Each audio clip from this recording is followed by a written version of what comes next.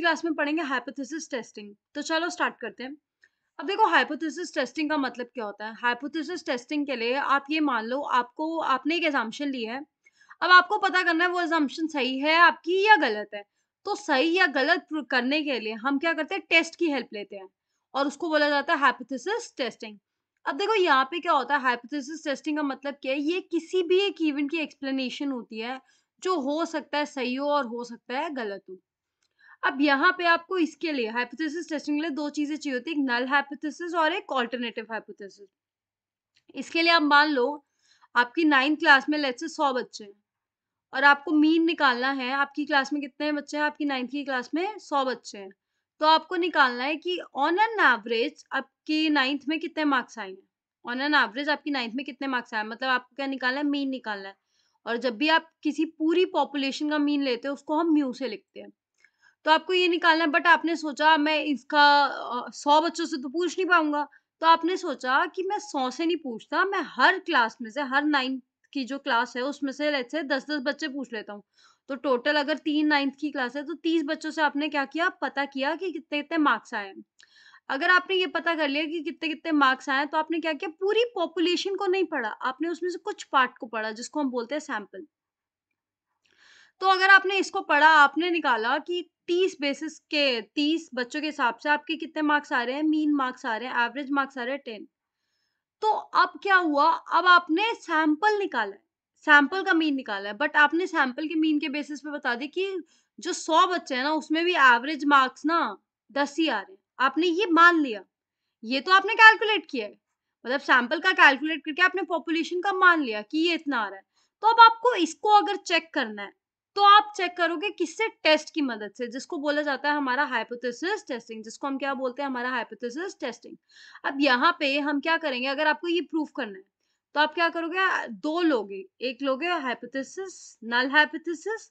नल hypothesis में क्या लेते हैं, जो आपने चीज़ मानी है, वो सच है। आपने क्या माना है कि म्यू आपका 10, ये आपका नल हाइपोथेसिस। अल्टरनेटिव हाइपोथेसिस में क्या लोगे, अल्टरनेटिव का मतलब क्या होता है, इसके अपोजिट। अब देखो इसके अपोजिट क्या हो सकता है, वैल्यू या तो ये हो सकता है कि ये 10 ना हो, या क्या हो सकता है 10 से ज्यादा हो, या क्या हो सकता है 10 से कम हो। तो इन तीनों में से कोई भी आप एक अल्टरनेटिव assumption लोगे, अल्टरनेटिव हाइपोथेसिस लोगे। देखो एक तो ये है कि जो आपने माना है कि आपको लगता है ये ऐसा होगा, और अल्टरनेटिव में आप क्या लोगे, इन तीनों में से कोई भी एक ले सकते हो, वो आपके क्वेश्चन पे भी डिपेंड करेगा कि आपको कौन सी सजेस्ट की गई है। तो यहाँ पे आपको समझ आया अल्टरनेटिव हाइपोथेसिस क्या होता है, नल हाइपोथेसिस क्या होता है, और आपका हाइपोथेसिस टेस्टिंग क्या होता है। तो यहाँ पे एक बार आपको बता देती हूँ, यहाँ पे क्या लिखा है, यहाँ पे लिखा है द नल हाइपोथेसिस रिप्रेजेंट क्या करता है कि जो आपका ट्रू वैल्यू है ना, जो आपने assumption ली है और जो आपने वैल्यू निकाली है या हाइपोथेसिस करना चाहते हो, उसमें कोई फर्क नहीं है। मतलब आप क्या मान रहे हो, म्यू आपका 10 है, जो आपने सोचा था वही है। और काउंटर प्रोपोजिशन को क्या बोलते हैं, alternative hypothesis is known as alternative hypothesis. अब यहाँ पे ना अगर आपको हाइपोथेसिस टेस्टिंग करने होते हैं तो इसके ना स्टेप्स होते हैं कुछ। तो सबसे पहला स्टेप क्या है, सबसे पहला स्टेप तो ये होता है अल्टरनेटिव, नल हाइपोथेसिस और अल्टरनेटिव हाइपोथेसिस आपको सिलेक्ट करने होते हैं, आपको क्या लेना है। और अल्टरनेटिव में भी 3 ऑप्शंस होते हैं, 3 ऑप्शन में से आपको कौन सा लेना है वो क्वेश्चन बताएगा कि कौन सा लेना है, या आपने किस तरीके से आपने क्वेश्चन फ्रेम किया। नेक्स्ट उसके बाद क्या होता है, आपको वैल्यू निकालनी होती है। जो भी ये नल हाइपोथेसिस है आपने कर लिया, उसके बाद आपको वैल्यू निकालनी होती है। अब वैल्यू ना आप किसी डिस्ट्रीब्यूशन की हेल्प से निकालते हो, तो इसमें सबसे इंपॉर्टेंट होता है कि कौन सा डिस्ट्रीब्यूशन लगेगा, वो अभी हम आगे पढ़ेंगे। आपका टी डिस्ट्रीब्यूशन लगेगा, एफ डिस्ट्रीब्यूशन लगेगा, काई स्क्वायर लगेगा, यहाँ पे नॉर्मल डिस्ट्रीब्यूशन आएगा, नॉर्मल डिस्ट्रीब्यूशन लगेगा। तो पहले आपको ये पता करना है, ये पता करने के बाद आपने वैल्यू निकाल ली। अब वैल्यू निकालने के बाद कि आपको क्या करना होता है, आपको डिसाइड करना होता है कि जो नल हाइपोथेसिस है, आप इसको एक्सेप्ट करोगे या रिजेक्ट करोगे। अगर एक्सेप्ट करोगे तो मतलब, अगर मान लो मैंने नल हाइपोथेसिस एक्सेप्ट कर लिया, तो मतलब मैंने मान लिया ये ट्रू हो गया, टेस्ट ने प्रूव कर दिया कि म्यू 10 ही है। और अगर नल हाइपोथेसिस रिजेक्ट हो गया, तो मतलब अगर ये रिजेक्ट हो गया तो इसका मतलब क्या है कि ये 10 नहीं है, this is not equal to 10। अगर मैंने ये वाला माना है, ये मान लो मैंने नहीं माना है, मैंने ये माना है, तो अगर यहाँ पे नल हाइपोथेसिस रिजेक्ट हो गया, इसका मतलब क्या, ऑल्टरनेटिव को एक्सेप्ट कर लिया। ऑल्टरनेटिव को एक्सेप्ट करने का मतलब क्या, म्यू जो है आपका 10 नहीं है। तो यहाँ पे जब आप वैल्यू निकाल लेते हो तो उसके बाद आपको डिसाइड करना होता है कि नल हाइपोथेसिस को रिजेक्ट करना है या एक्सेप्ट करना है। और रिजेक्ट या एक्सेप्ट कर कैसे होगा, एक level of significance. Level of significance आपको एक सर्टेन लेवल लेना पड़ता है कि किस लेवल तक आप इसको एक्सेप्ट करोगे और किस लेवल तक आप इसको एक्सेप्ट नहीं करोगे, that is known as level of significance. तो अगर मान लो आपने लेवल ऑफ सिग्निफिकेंस 0.05 लिया, दैट इज आपने लेवल ऑफ सिग्निफिकेंस कितना लिया, अल्फा से डिनोट किया जाता है इसको, आपने 5% लिया लेवल ऑफ सिग्निफिकेंस, कि मतलब अगर 5% होगा तो हम क्या कर देंगे, रिजेक्ट कर देंगे। बट 5% से अलावा मतलब 95% वैल्यूज हम एक्सेप्ट करेंगे, 5% रिजेक्ट कर देंगे। तो देखो, अगर आप ये वाला लेते हो केस कि यहाँ पर not equal to, not equal to का मतलब होता है कि ये आपका लेफ्ट और राइट दोनों में जाएगा, मतलब ये कुछ पार्ट यहाँ से और कुछ पार्ट यहाँ का रिजेक्ट होगा, क्योंकि नॉट इक्वल टू है, हमें नहीं पता ग्रेटर देन है लेस देन है। तो यहाँ पे इतना पोर्शन यहाँ पे रिजेक्ट होगा और इतना पोर्शन यहाँ का रिजेक्ट होगा। मतलब अगर मान लो ये टोटल आपने लिया है कि 5% आप रिजेक्ट कर रहे हो, तो यहाँ पे 0.25% यहाँ पे रिजेक्ट होगा और यहाँ पे 0.25% यहाँ रिजेक्ट होगा। बाकी सारा एरिया आपका एक्सेप्ट हो जाएगा। ये आपका बेल शेप्ड कर्व्ड है।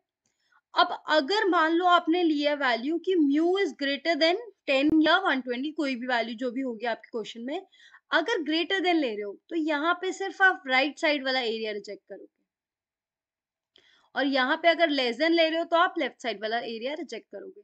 अब यहाँ पे क्या करना होता है इसके बाद, देखो जब आपका लेवल ऑफ सिग्निफिकेंस आपको पता चल जाएगा, लेवल ऑफ सिग्निफिकेंस पता लग गया, आपको ये पता लग गया अगर आपने ये यूज किया है तो यहाँ पे दोनों साइड बनेंगे, आपके दोनों साइड एरिया रिजेक्ट होंगे।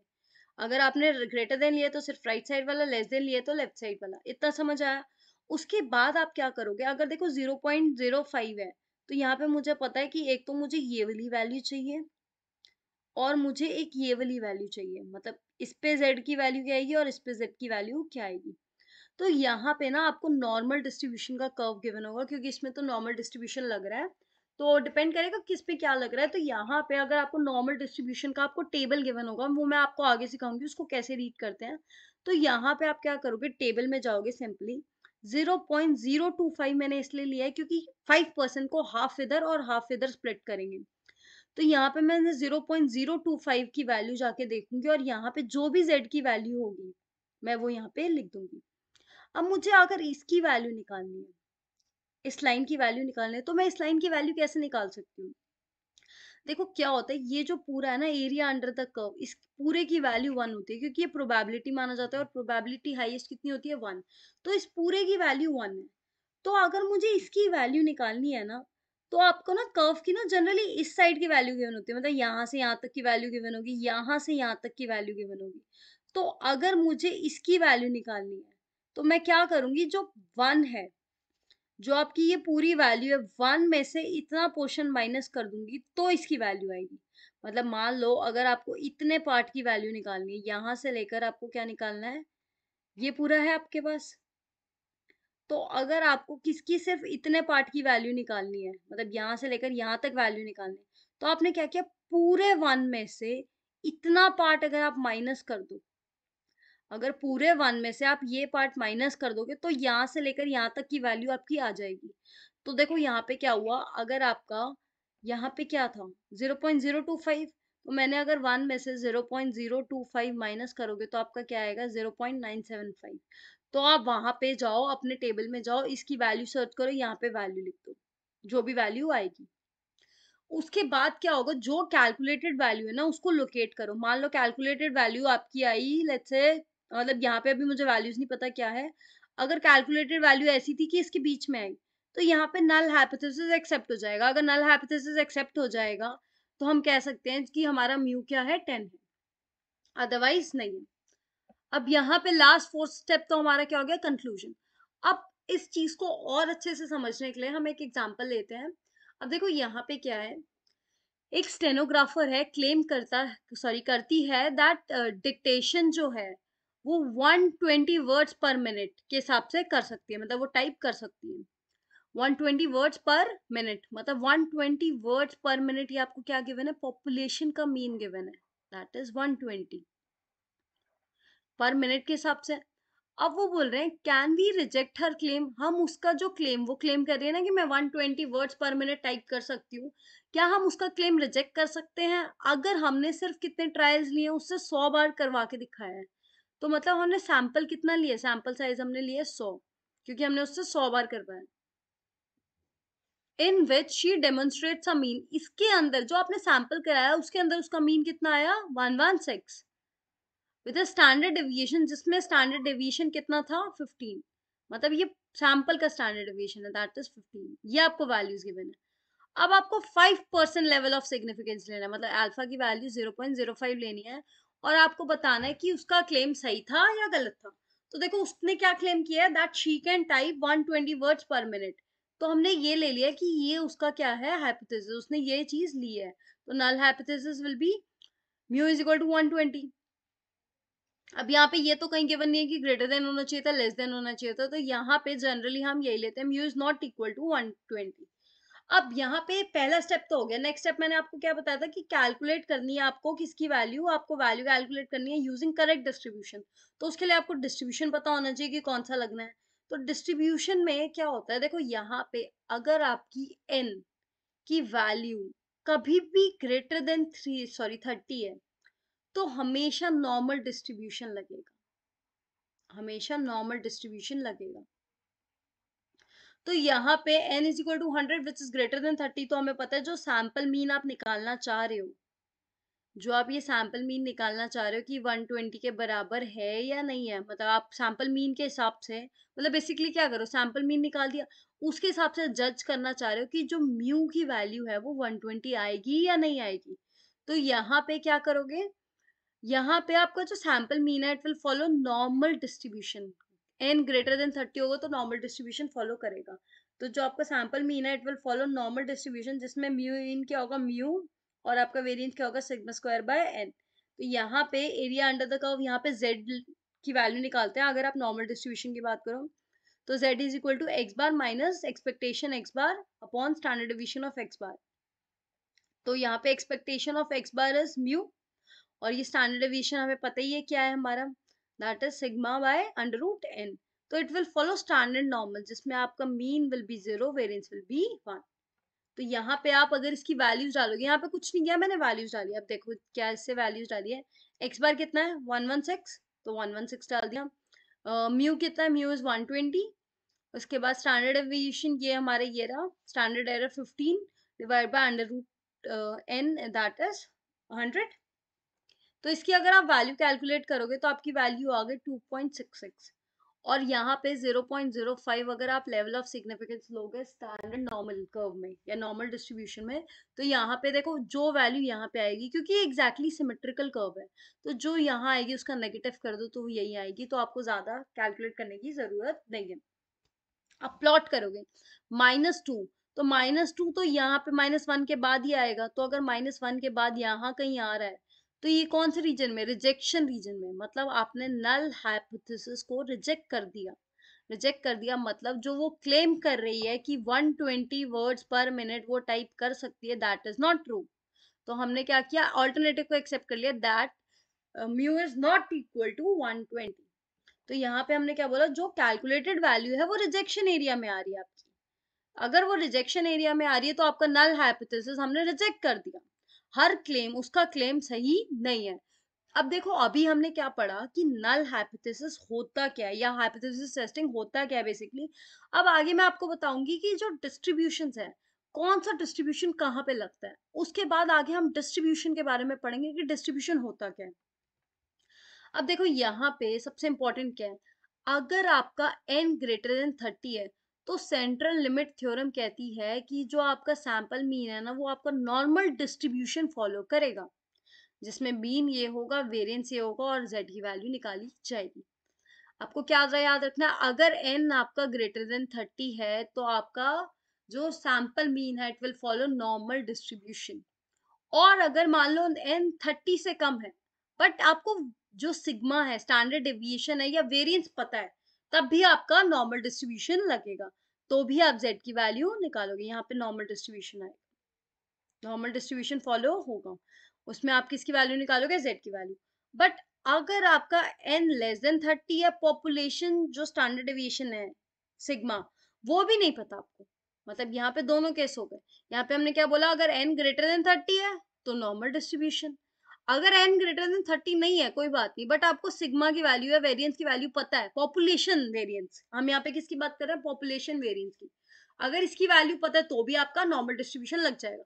बट अगर आपका n भी लेस देन 30 है और आपको इसकी वैल्यू भी नहीं पता, तो आपका t डिस्ट्रीब्यूशन लगेगा with n-1 degree of freedom.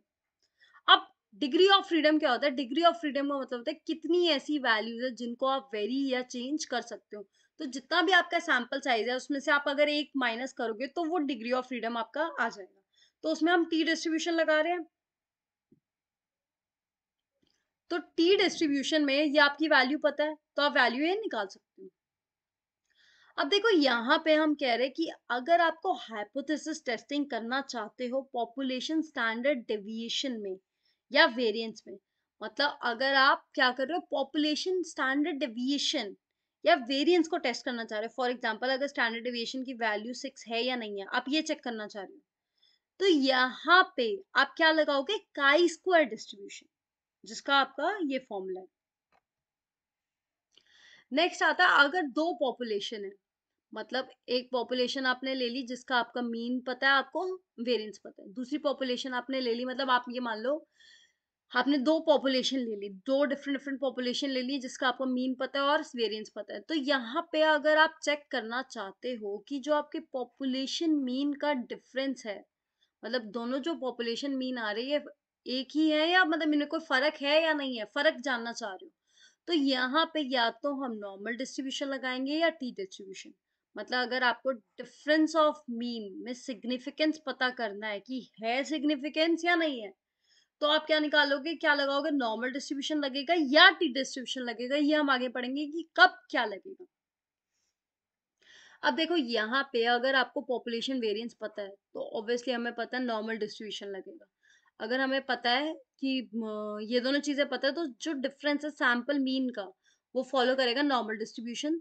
तो अगर ये नॉर्मल डिस्ट्रीब्यूशन फॉलो करेगा तो मीन क्या होगा, म्यू 1 माइनस म्यू 2, और ये हमारा वेरिएंस हो जाएगा कंबाइन करके।